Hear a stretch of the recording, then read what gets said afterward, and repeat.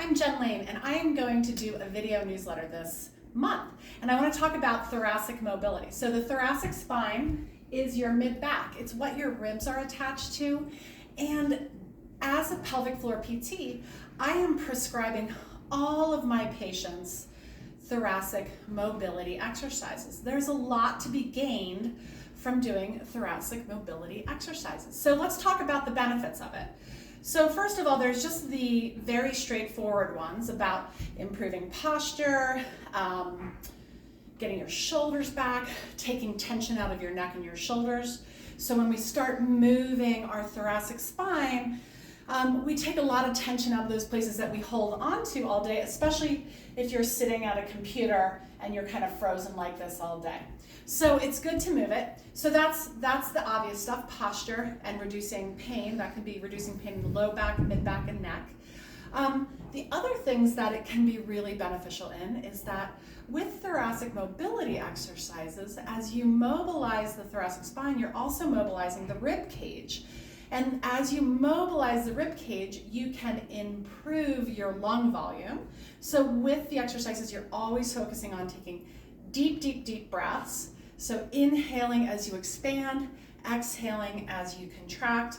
And this can help, again, expand your lung volume, which has a lot of benefit. It makes you feel better. It keeps you alert throughout your day, taking in that nice big breath. And also what it does is as that diaphragm expands and contracts, it's calming to the nervous system. So the nervous system is alerted when you're able to take these deep, full breaths that there's no danger, everything's good, it's time to relax, it's time to rest and digest. And when we can get into that part of our nervous system where we're in rest and digest, we have good digestive function, we can reduce urinary urgency, we can reduce pelvic pain, we can reduce the sensations of a UTI if that's what you struggle with. So it can also reduce anxiety and stress. It's a great tool that you have with you at all times to really manage the daily stress and grind that we all are struggling with to some degree. So stopping to take deep breaths periodically throughout the day has so many health benefits. So as I said before, I use this as pelvic floor PT. My patients who come in with constipation, urinary incontinence, urinary urgency, urinary retention, when we start working that diaphragm, we're telling the core muscles, which the diaphragm is part of, how to work properly. And the diaphragm works in conjunction with our pelvic floor muscles. And so as the diaphragm inhales, so does the pelvic floor, and as it exhales, so does the pelvic floor. So they move together. The floor and the ceiling work as a pump together. So when you're focusing on that diaphragmatic movement, you are also working on good, healthy strength in your pelvic floor. So let's get to it. I'm going to show you some things. This is my dog, Banjo. She has to participate, and the second I get down on the floor, she's going to probably participate more. So let's get to it. So I'm going to demonstrate in kneeling what you can do in seated, okay? So if you're at your desk or in a chair or whatever, I'm going to just pretend I'm there instead of pulling a chair over.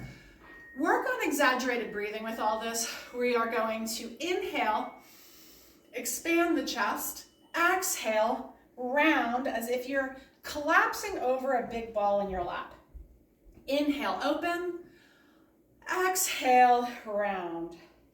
Repeat all of these 5 to 10 times. Exhale. I'll give you a side view of that. We're inhaling, squeeze the shoulder blades back, arch the back carefully, no pain.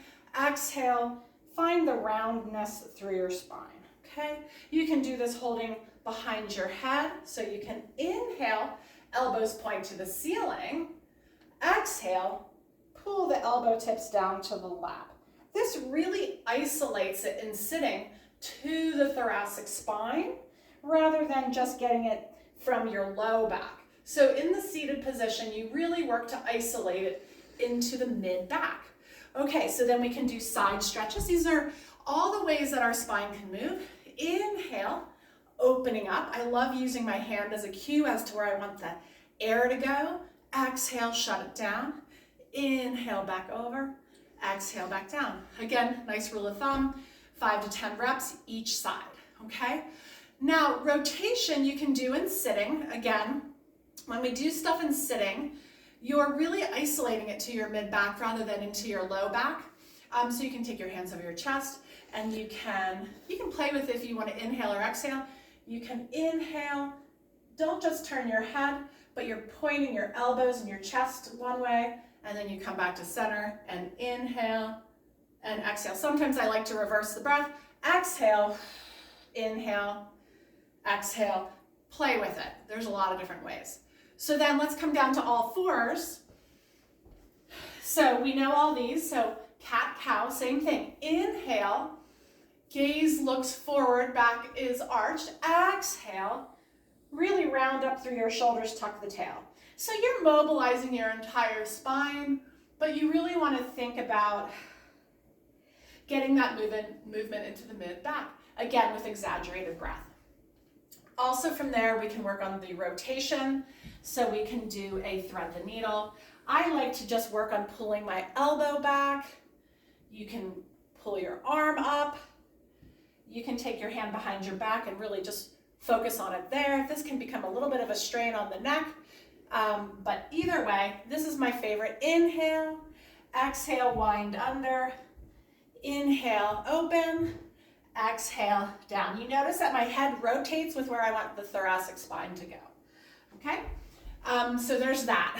Then we can obviously take this down onto the ground and work on some rotational stuff in side lying. This is one of my favorite stretches. It just feels so good. You are going to bring the knees together or bring the top knee forward, and we're going to inhale, bring the arm all the way over. Again, I'm looking with my eyes. Exhale, close it down. Inhale, open. Exhale, closed. Inhale, open. Exhale, closed. So you don't need to do all of these exercises in every time that you're doing your exercises. You can pick and choose. I like to pick some in sitting that you can do part of your workday. Then the ones on the mat, I might do to finish up my whatever workout I'm doing.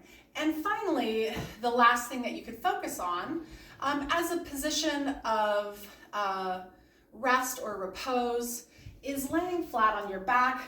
I like to use a towel roll, so I can show you with the yoga mat.